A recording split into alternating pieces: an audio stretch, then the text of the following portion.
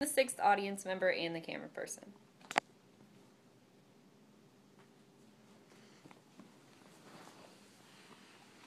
Imagine your childhood without knowing how to swim. You would miss out on pool parties, beach days, and other incredible memories that you would share with family and friends that can last a lifetime. Not only are you missing out on experiences not knowing how to swim, it can also be incredibly dangerous. The Orange County Fire Authority suggests that it is 14 times more likely for children between the ages of 1 and 4 to drown in a swimming pool accident than to die in a motor vehicle crash. There are 3 different stepping stones in order to teach children how to swim. The first is to get children comfortable in the water, the second is to have proper breathing technique, and the third is proper stroke work. I've been a registered swim instructor for over 2 years, and I've seen that these stepping stones are influential in teaching children how to swim. Let's move on to the first step, which is comfort in the water.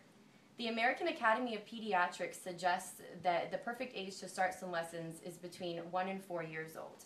At this point, there are 2 steps that can keep children comfortable in the water.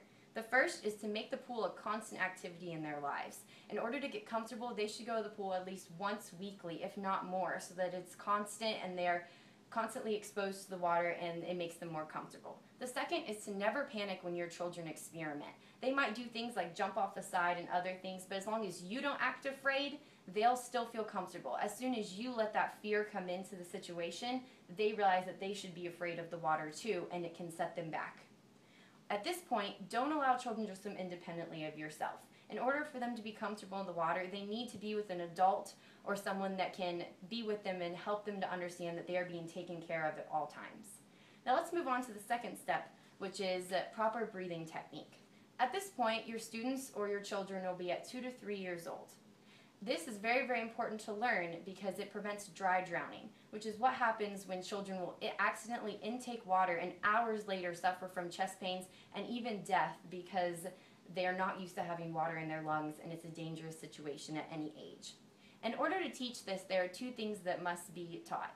First is that children must understand that their mouths have to be completely closed under the water. A child's instinct when they see water is to drink it as they would drink water in a glass in their kitchen. It's very, very important that every single time they go underwater, children are taught that they are not allowed to drink it and that their mouths have to be closed. The second step is teaching them to blow bubbles.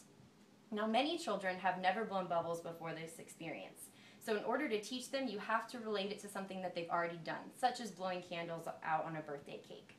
Another thing to do is lead by example. Children at this age are great mimics of their parents and their instructors that they trust. In order to show them how to blow bubbles, it's very, very important to do it yourself so that they can mimic that action. Moving on to the third step, which is proper stroke work. At this point, children will be around 4 years old, and this step goes well into their lives and they can constantly improve at it. At this point, teachers and parents should have a basic knowledge of swimming in order to teach their children the proper technique. The most important thing to know during this step is that you have to start slow when teaching. Use floaties if needed, such as this flotation device. And this helps because it teaches them it can help them teach separate parts of their body how to swim differently in order to put it all together, because at this age they're not comfortable doing so. The next part is to teach modified versions of strokes. They will not always understand freestyle the way Michael Phelps swims it in the Olympics. It's very important for them to understand that it's okay to start out at doggy paddle and move forward. You can't expect your child at 5.5 years old to fully understand what they're learning until much later in life. In conclusion, there are 3 different stepping stones in order to teach children how to swim. The first is teaching them to be comfortable in the water. The second is to have proper breathing technique. And the third is to have proper stroke work.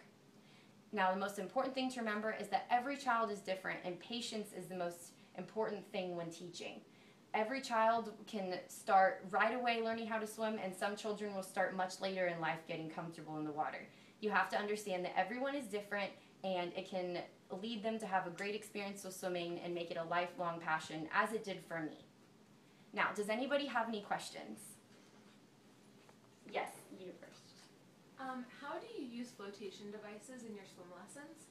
Well, for example, with this flotation device, what you would do is it's most important to learn to use flotation devices in order to teach different parts of the stroke to the children. So what I usually do is they hold on to this with both hands and they'll kick their legs. So they won't panic about not moving their arms because they want to stay balanced in the water, but they'll also be able to kick and we can focus on that and we can fix it so that we know that they're doing it properly. You don't use floaties as a crutch, which means that you don't get them to rely on them solely to swim, because that can be dangerous later in life when they can't use them anymore.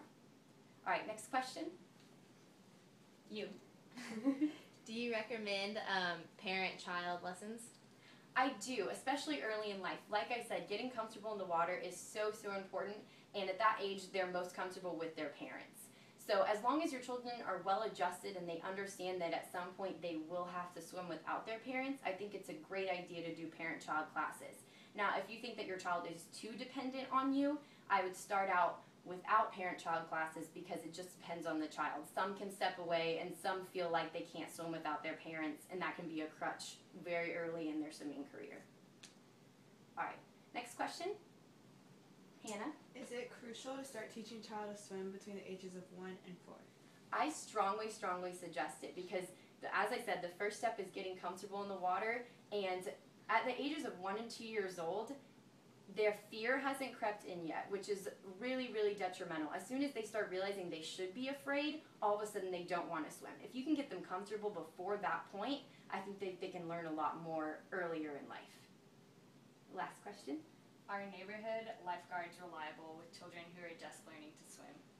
I would say definitely not. It's very important for parents or teachers to be there at all times. Lifeguards have to look at an entire pool, and it can be difficult for them sometimes to keep track of everyone. So I think it's really important that parents take an active role in their child's swimming career and understand that they or a teacher needs to be with them at all times in order to keep them safe and so that they can grow comfortable in the water. Thank you so much for listening, and that was my speech on learning how to swim.